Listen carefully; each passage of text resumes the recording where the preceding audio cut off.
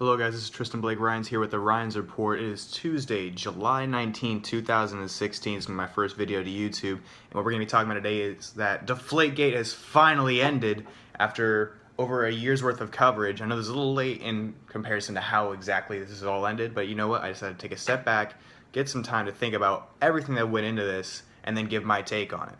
So I'm going to give them two sides of this entire ordeal, Tom Brady and Roger Goodell. We're going to start off with number one, Tom Brady. So basically, this start after his appeal was denied, and, you know, he basically just went on and said, I just want to move on. I'm not guilty of this, but no matter what, I'm stuck with this 4-game suspension.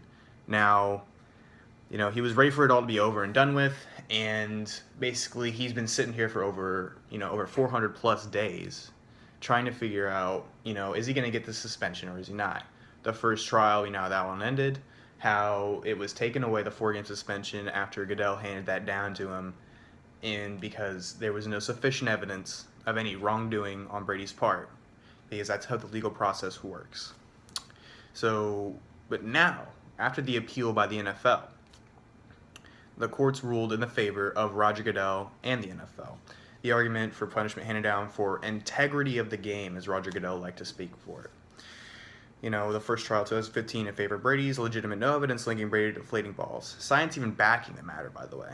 But the second trial in 2016, the one that, turned this all around, in which now we have a denial of an appeal for Brady's side, is because of the NFL's CBA, or the collective bargaining agreement, where every NFL player signs this, and basically it gives Roger Goodell, the commissioner of the NFL, power to hand down suspensions, fines, what have you, to any player for almost any reason. Now, if this doesn't sound a little biased to you, then I don't think you really understand how a legitimate legal process works. Now, if there's no evidence, which they have not linked Brady to doing any wrongdoing, then he shouldn't be suspended, correct? And there are many other cases of NFL players who are linked to doing horrible things, getting suspensions, sometimes much worse in my eyes, or in many others' eyes, and getting much less suspensions or even just simple fines. Now, the rule, he can do whatever he wants. This is the big issue, is that Goodell has the power to just, go on a rant and say, oh, well, because of this, and I didn't like this, I think this, we all feel this. We're going to suspend Brady for 4 games because we think he could have had some doing with it, but we can't really link anything to it. That's the big problem here. There are plenty of NFL fans who think that this should be dealt away with. I think there should be, personally, in my opinion, I think there should be like a small committee of, officials who decide upon these kind of things, not just giving Goodell full power. Maybe he could be a part of it, but not the entire thing. Some kind of a voting process. You understand, like, out of 5 people, if, majority wins, 3 out of 5, then a certain, kind of punishment should be handed down per player. I think this makes more sense than just having one person say, okay, well, we're going to give this guy a $40,000 fine for this hit, or a $20,000 fine for this hit. We're going to suspend this guy for this, suspend him for this season, here and there. Because a lot of what we see out of the NFL when it comes to fines and suspensions is a lot of difference between players, between, teams, organizations, what have you. In this particular instance with Deflategate, it happens to be a Patriots player. Now, we do understand the whole Spygate situation that happened, in the late 2000s, where the Patriots were caught cheating basically by, filming other teams and whatnot. Along with the signals, all that kind of stuff. Now, they were found guilty of this. I can sit here and say they were guilty of that. But in this, there's just not enough evidence. That's my problem.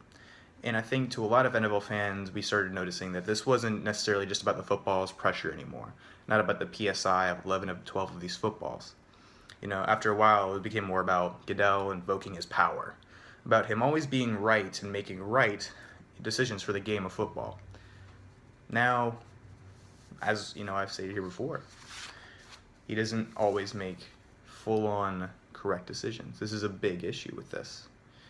My issues with the whole punishment handed down for its entirety, let's just run through it real quick. New England loses about $500,000 in fines. A 2015 first-round draft pick, 2016 fourth-round pick, and starting quarterback Tom Brady fined and suspended for 4 games. Now, if you want to talk about the integrity of the game, don't allow players who have committed multiple crimes, including things like rape, committing sexual assault, domestic violence, so on and so forth, to play in the league.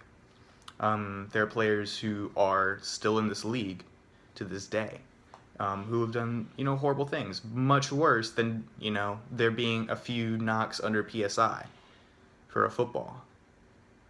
And, what about the player's health? The NFL took until about 2015 to fully admit that, playing the game of football gives people, gives especially these football players, CTE, a brain damage, it's an illness, deteriorating the inside of the brain, over time. Caused from playing football, even after years of denial, years of evidence being brought forward towards the NFL, it took them until 2015 to actually admit that, yeah, you know what, CTE is a real thing in NFL and football players in general. So, isn't there somewhat of like a flawed process here? I think that Goodell, he has done certain things that are good, but over time, as we've seen, there are a lot of players who are upset with how it works. A lot of fans who are upset with how Goodell manages and commissions this league. So, but back to the game of football. Let's go back to how, this entire punishment is going to affect specifically New England Patriots and their opponents heading forward. How will Jimmy Garoppolo fare? A few years into the league, he's been the backup. We've seen him in preseasons, and he's done pretty well so far. This season, I think this is the best chance to see how well could he perform as Brady's successor. Now he's going to have opponents like Arizona, versus Houston, versus Buffalo, and versus Miami. The one away game he plays is the Week 1 opener against Arizona. All right. So personally, I think he goes 2-2.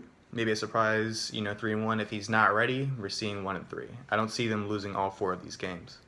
So I'm thinking a loss at Arizona, about 24-19, versus Houston at home in New England.